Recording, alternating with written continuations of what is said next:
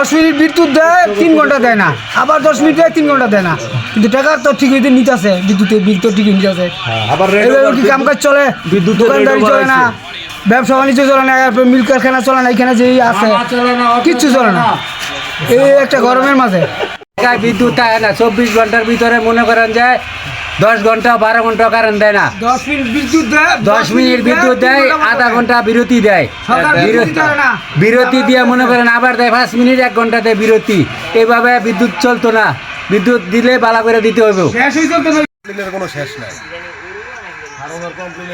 ঠিক মতো কারেন্ট থাকে না, পানি দিতে পারছি না। বিদ্যুৎ তো কি বলবো, বিদ্যুৎ নিয়ে কোনো কথা বলা তো এটা এখন একটা আতঙ্ক। বিদ্যুৎ মানে আতঙ্ক, বিদ্যুৎ তো নাই। আগেই ভালো ছিলাম, 20 বছর 30 বছর আগে বিদ্যুৎ ছিল না, তখন কোনোভাবে চলতে পারছি। এখন তো বিদ্যুৎ আইসা আর আমাদের বিপদ হয়েছে, বিদ্যুৎ থাকেই না, বিদ্যুতের বিল বেশি আসে, বিদ্যুতে কোনো কোনো জায়গা বিদ্যুৎ থাকে না, বিশেষ করে আমাদের সাতিয়ানি ফুলসই রয়েন এই লাইনটায় বিদ্যুৎ থাকেই না। আমরা আসলে বারবার এটা নিয়ে অনেক কথা বলছি, কোনো পদুত্তর পাই না কর্তৃপক্ষের কাছ থেকে। তো যেহেতু আপনি আসছেন, জনকথার আপনাকে সাধুবাদ। আপনার মাধ্যমে তাদেরকে অবগত করতে চাই, তারা যেন আমাদের এহেন পরিস্থিতি একটু ভালো মোকাবেলা করে, যেন আমরা বিদ্যুৎ পাই। বাংলাদেশ বাঁচবে, গ্রাম ছাড়া কোনো শহর বাঁচে না। আর গ্রামে বিদ্যুতের জন্য আমরা অনেক কষ্টে আছি। গ্রামে যদি ঠিকমতো বিদ্যুৎ না দেয়, শহরের লোক আলু খাইয়ে থাকা লাগবে 3 বেলা। বিদ্যুতের অভাবে কৃষক শাক সবজি ফলাইতে পারে না, রাত্রে একটু আরামে ঘুমাইবো তাও পারে না। আপনারা শহরে যদি বিদ্যুতের চাহিদা বেশি থাকে, তাহলে আপনারা শহরে থাকেন, আমরা গ্রাম থেকে সমস্ত তরি তরকারি বন্ধ করে দেন, তারপর দেখি আপনারা কই যান। অবশ্যই আমাদের ভিতরে থেকে সমস্যা, আমাদের বাসা বাড়িতে সমস্যা, এই আমাদের ফ্রিজ সমস্যা, এই গরুর গোসল করা লাগে এই সমস্যা, মুরগ আছে আমাদের ফার্ম আছে সমস্যা, তারপর পানি তোমার লাগে পানির সমস্যা, বাচ্চা কাছে লেখাপড়ার সমস্যা, দোকানদারি আমার দোকানের সমস্যা, অনেক সমস্যা। বিদ্যুৎ দিলে ভালো হয় সঠিকভাবে, বিদ্যুৎ পাইতেছি না, সকালে থাকে বিকাল থাকে না, 1 ঘন্টা থাকে 2 ঘন্টা থাকে না।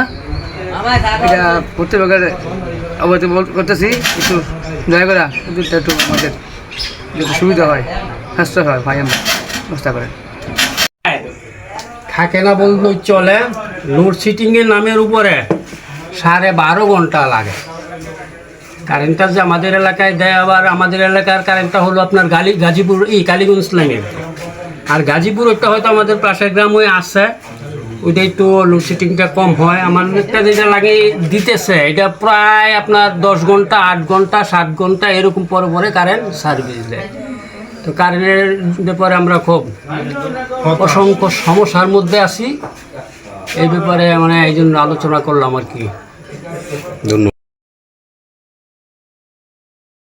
আসলে আমাদের দেশের প্রকট, বিশেষ করে আমি বাইরের কথা বলবো না, আমাদের গ্রামে এই অবস্থা কারেন্টের, ঠিক আছে, ডেলি প্রায় 10-12 ঘন্টায় কারেন্ট থাকে না, ঠিক আছে। আমাদের পাশেই গাজীপুরের লাইন, আমাদের গ্রামেরই উত্তর পাশ দিয়ে, তো ওই জায়গায় দেখা গেছে আমাদের যে কালীগঞ্জের লাইন, এটা থেকে ওই লাইন অনেক গুণে হিসাব করলে ভালো, কারণ ওটার মধ্যে একটু লোডশেডিং কম। বলবো না যে লোডশেডিং নাই, কিন্তু আমাদের তুলনায় কালীগঞ্জের লাইনের তুলনায় ওই লাইনে লোডশেডিং একটু কম, ঠিক আছে। তো আমরা আসলে এটা থেকে চাই যত দ্রুত সম্ভব যেন এই সমস্যা যাতে সমাধান করে, এবং আমরা যাতে ভালো করে সবাই এই বিদ্যুৎ সার্ভিস পায়, ঠিক আছে। সকলেরই বিভিন্ন ধরনের কাজকর্মের প্রচুর ব্যাঘাত পড়ছে বিদ্যুতের জন্য, ঠিক আছে। তো আমলো কারেন্ট যাইতো, আবার কারেন্ট আইতো, আর এখন এই আমলো কারেন্ট যে যায় আর কারেন্ট আইই না। সারাদিনে মনে হয়েছে 4 ঘন্টা কারেন্ট হয় না, এটা সেটার সমস্যা। কারণ কারেন্ট ছাড়া আমাদের ফার্ম চালানোই খুব কষ্ট হয়, কারণ আমাদের ফ্যান চলে না, কারণ ফ্যান না থাকলে কারণের মুরগির খুবই ক্ষতি হয়। মুড়ি তুলে নিয়ে যাক, কারণের কোনো দরকার নাই। সারাদিন যদি কারেন্ট না 1 ঘন্টাও না থাকে 2 ঘন্টাও না থাকে, তাহলে কারণ আমরা কি করবো? গোসল পানি পাওয়া যায় না, গরুর পানি খাওয়া যায় না, মানছে গোসল করতে পারে না, তাহলে হচ্ছে মুড়ি খুলে লয়ে যাক, পল্লী বিদ্যুতের লোকের আগে।